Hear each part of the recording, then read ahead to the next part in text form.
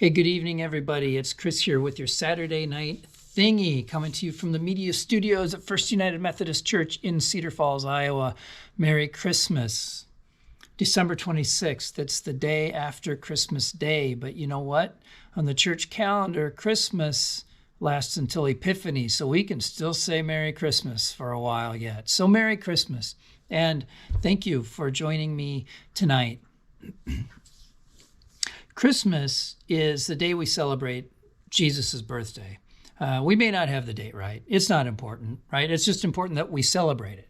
But Jesus was born in the town of Bethlehem.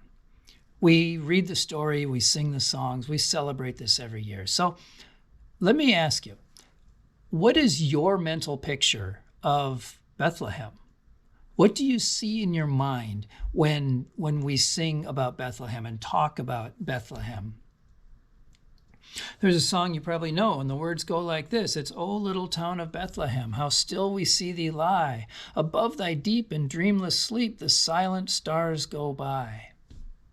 And you know, we have other Christmas songs that we sing that talk about that night that Jesus was born. And they all seem to paint this picture of of Bethlehem as a tranquil and unassuming place, as quiet, peaceful, still, like New Hartford, right? Well, I've got news for you. I've been to Bethlehem, and it's anything but quiet and still and peaceful. Now, maybe it was different back then on the night that Jesus was born. I mean, a lot can change in 2,000 years, right?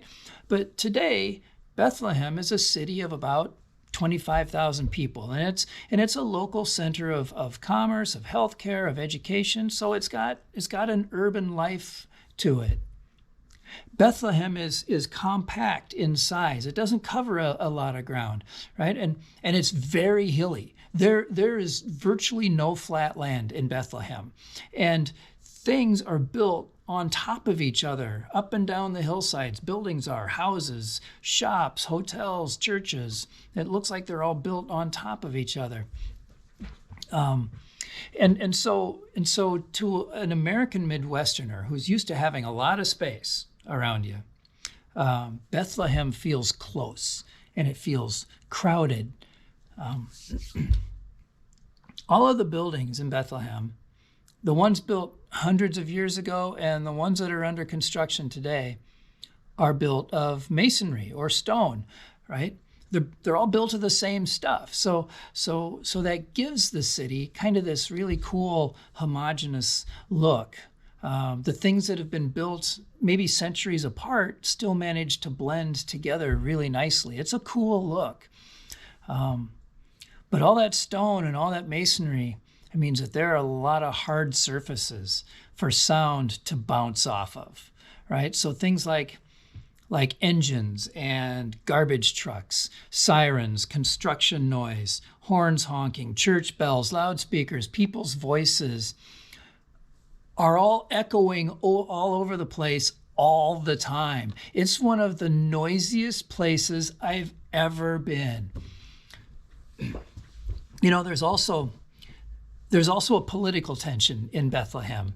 Bethlehem is a Palestinian city, and it's a focal point in that ongoing conflict between Israel and Palestine. And you know what? If you spend any appreciable amount of time there in Bethlehem, you will feel that. You will feel that tension. So my experience in Bethlehem was that it was not at all quiet, and peace was kind of a tenuous thing. But I loved Bethlehem. I loved it. I absolutely loved it. I can't wait to go back someday.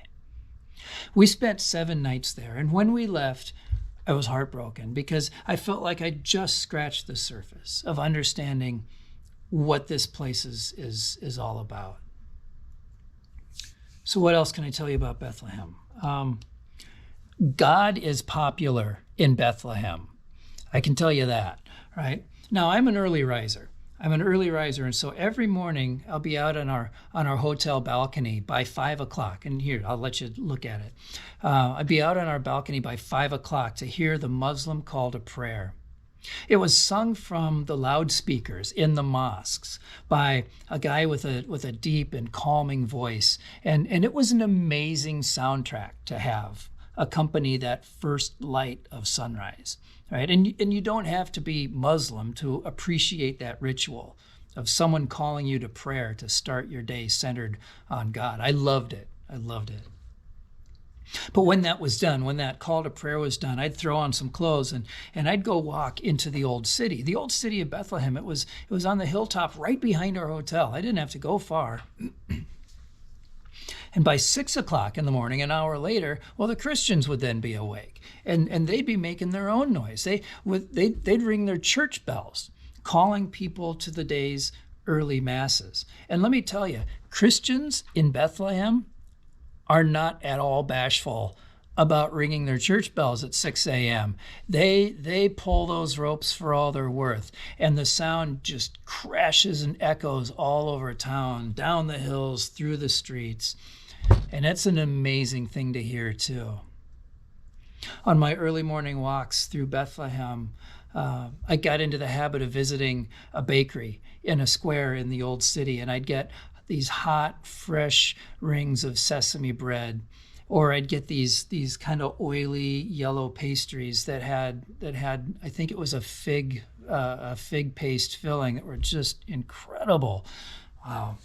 And there was always a guy selling these tiny cups of really strong Arab coffee, and I was always one of his first customers of the day. It was amazing. I love the morning walks in Bethlehem.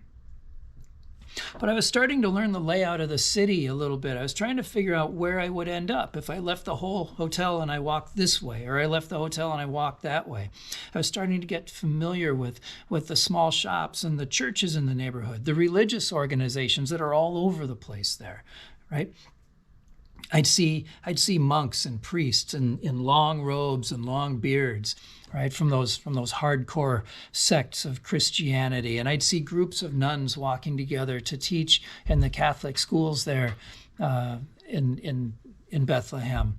And there were churches and organizations that I would pass that were run by Coptic Christians from North Africa, from Eastern Orthodox and Greek Orthodox Christians, from Roman Catholics. They have a huge presence there in Bethlehem, and the Lutherans are there too. And all these Christians are there, or here, however we're presenting this, in Bethlehem, because we recognize Bethlehem as holy ground. Right? We recognize Bethlehem as ground zero for our faith. Now, on our Holy Land trip, we visited a lot of holy and historic sites, but Bethlehem is the one that really stands out to me because it was in Bethlehem that I had one of those moments where it really hit home where I was. One night, Lisa and I went out for ice cream. We walked through the old city, down Star Street, and through Manger Square, past the Church of the Nativity, because just down the block from there is an ice cream shop, a gelato cafe. And so we went in and we got our ice cream, and we took it outside to a terrace, a deck that overlooked the city and the valleys below.